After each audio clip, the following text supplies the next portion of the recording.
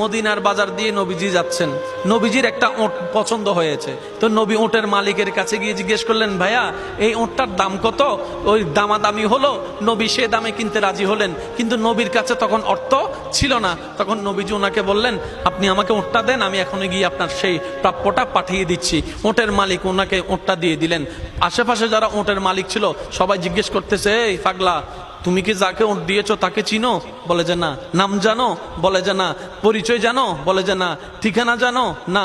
তো তুমি যে ওটটা দিয়ে দিলা, উনি যদি ওটার টাকাটা না ফাটায় তখন তো তুমি লসের মধ্যে চলে যাবা। সে ওটের মালিক বলে, এত সুন্দর নুরানি চেহারাওয়ালা কখনো বাটপার হতে পারে না, কখনো চিটার হতে পারে না, কখনো মৃত্যুক হতে পারে না।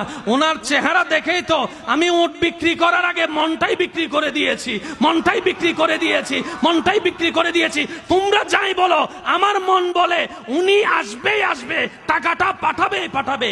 এই কথা বলতে না বলতে কিছুক্ষণ পরে নবীজির একজন সাহাবা এসে বলছেন, একটু আগে একজন ওট নিয়ে গিয়েছেন, কাছ থেকে ওটের মালিকটাকে একটু দেখতে চাই। উনি বলে যে আমার থেকে।